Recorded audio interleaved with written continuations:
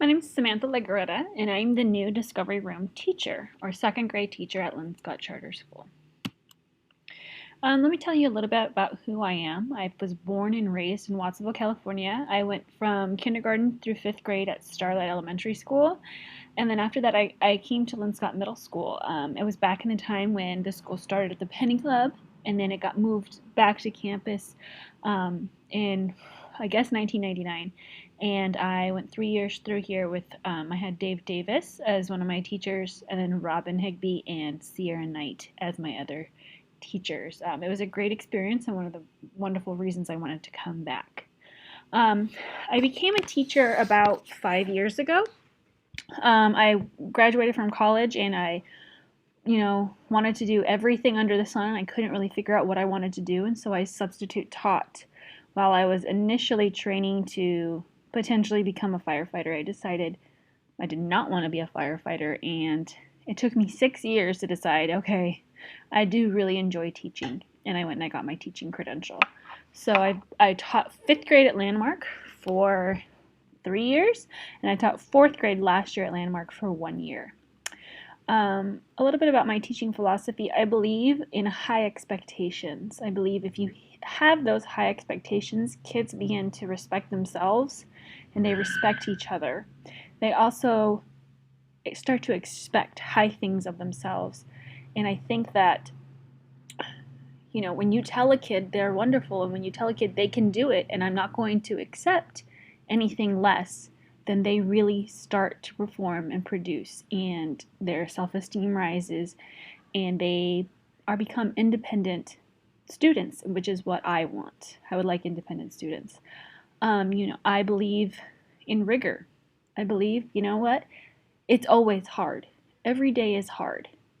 But I want my students to have fun. I don't want them to think that I'm going to, take an easy day and we're going to have a day off. It doesn't really work that way. For me, at least, I don't believe in that. So expect your students to be pushed and to be expected to work hard. I got my teaching credential at California State University, Monterey Bay, like I said, 5 years ago. Let's move on here.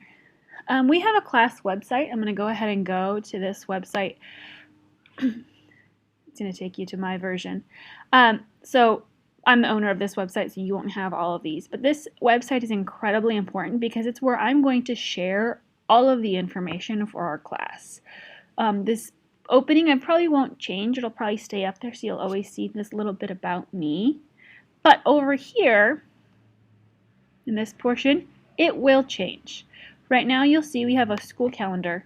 So if you're not sure, do we have school, instead of calling the school, you can just look on our class website. It's taking a bit to load, but it'll show up.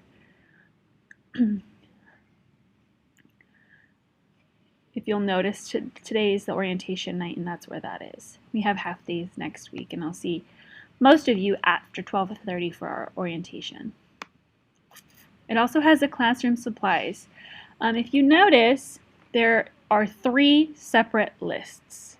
This first list is for supplies that need to be at home. I expect that your student will have a pencil box with a pencil sharpener, a pencil, erasers, colored pencils, crayons, glue, scissors, and ruler. That never has to come to school. That is something that will always be at school, and I expect it always to be in one place so that they can do their homework. I'm asking the parents to please download the app Aurasma on your smartphone and to follow me, Samantha Legaretta, on Aurasma. You don't need to create an account, you just have to follow me. And that's how I'm going to be showing you how to follow your students' work. I'll have directions for Aurasma outside of the door if you need further help. I'll also be putting up a video on how to download and follow me on Aurasma on this website. This second middle supply list, this is what they need for school. Quite frankly, all they need, I've purchased mostly everything that they're going to need, but they do need $5. There was a very specific notebook that they wanted the students to have that it took me going to, 5 Staples to find enough. And so I didn't want you to have to go to that extent to get a notebook, so I bought them and I was hoping to be reimbursed. I'm also using specific pencils to try to cut down on pencil sharpening throughout the day.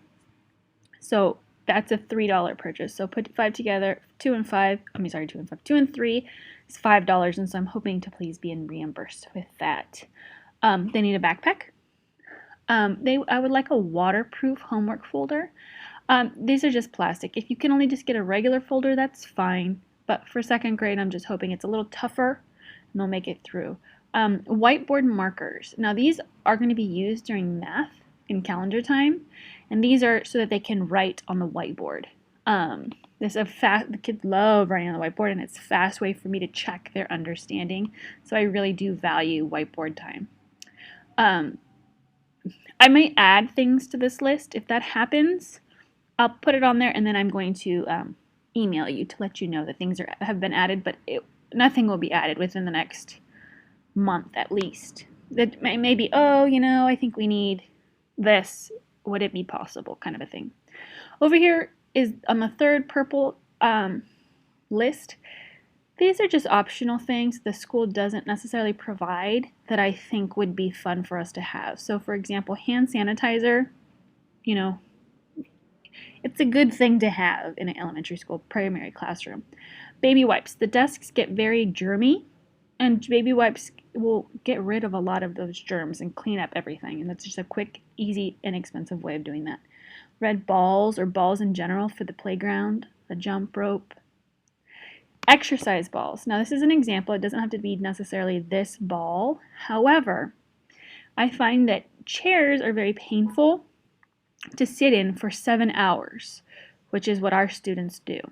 So I would like to try having exercise balls as an alternative because it both works their abdominal muscles and it's more comfortable for students. So this is, of course, just a fun donation, but I would like to make this change for our Discovery Room. That'd be wonderful. Let me come back here to this. That's not what I wanted. Child size aprons. This is for painting and stuff, so we can paint with, acrylic paint or even tempera paint, and not get our clothes destroyed. And lastly, I have some houseplants in the room, but it would be nice if we had more because they filter the air, they make people more productive, and it just is more calming environment. Okay? Oh, I'm sorry, one more. Nail brushes.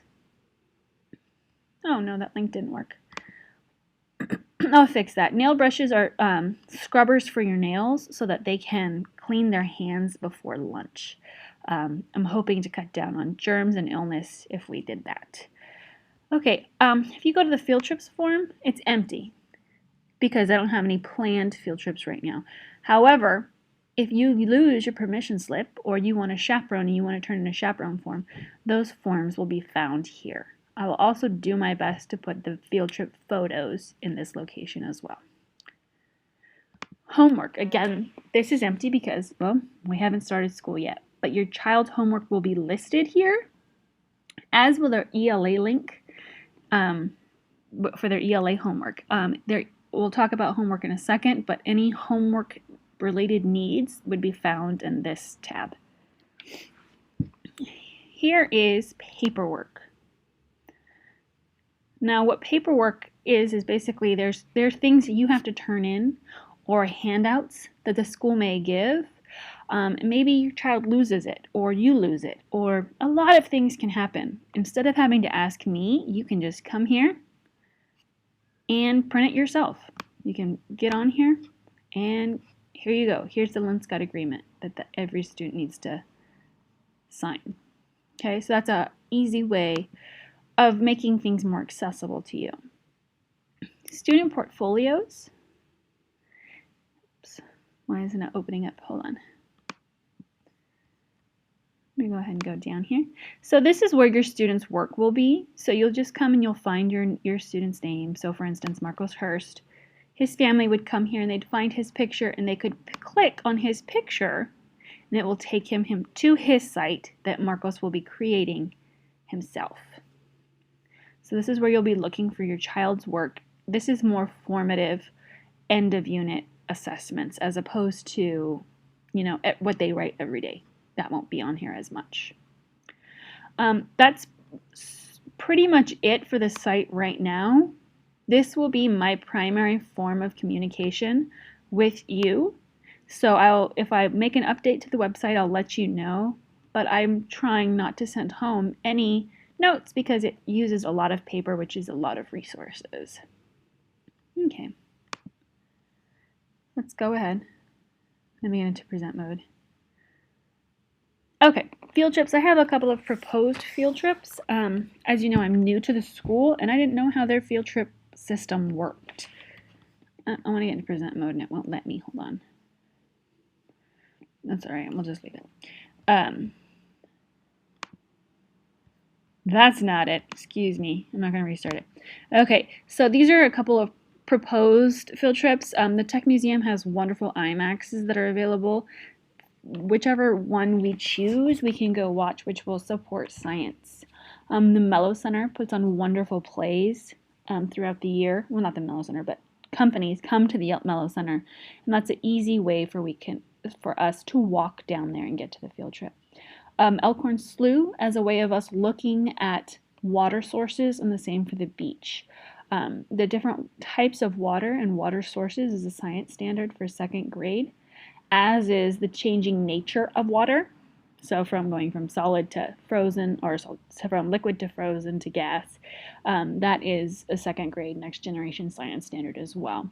I'm up for suggestions about these. I'm coming from 4th grade, which has tons of social studies field trips, and I'm doing my best to gather them, but of course I'm looking for collaboration on this with teachers. Not with teachers, with parents, excuse me. But nothing is set in stone and we don't have any dates. Oh, I forgot. Some of these are going to cost money. For example, the Tech Museum is $5. So instead of asking for an upfront fee, like most teachers at this school do, I'm going to go ahead and ask for $5 as part of the permission slip. Because, like I said, this isn't as tight as I would like it to be, and I'm sorry. It'll be tighter next year, but you guys are the first group, so thank you for your patience.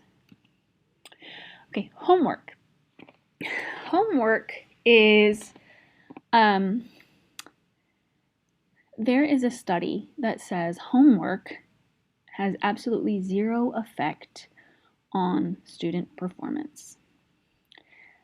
I have mixed feelings about this. I believe homework is a great responsibility practice, and that's how you become successful in college and onward. However, I also want them to enjoy being children. So I have a 40-minute max with 20 minutes of reading homework assignment. So their reading is 20 minutes a day, and they'll have a sheet that they have to fill out every single day, and that will be my proof that they read. If they do not do their reading homework, they may not go to recess. They have to stay in the classroom and read. ELA homework will go home weekly. It will be on the website, and this is actually something for you and your child to do together. What it is basically little assignments or little tasks to do that really just discuss what we did during language arts. So for instance, one of our first vocabulary words the first week is curly. So you may be looking for dogs with curly hair around the neighborhood. There'll be different activities, and you can pick 3 throughout the week to please complete. I'm not going to check this. This is just a fun way of you talking with your child about what they did at school. Math should be quick. This should take no longer than 10 minutes, and it will be a fast sheet that will change daily based on your child's level of understanding of that lesson. So you may have to do a reteach, which is, ooh, I didn't quite get it, or you may get enrichment, which means, oh yeah, I'm killing it, I'm nailing it. But you can assist your child, but I would really like it if your child did their homework by themselves. Even if they get it wrong, we want them to struggle. We want them to work hard, and we want them to feel that success when they get it. And that's pretty much what the important things to know. I'm going to be seeing most of you, so I'll be able to go over things. I expect you to have questions. Please come up and ask me. I'm really excited about working this year with your children. Thank you.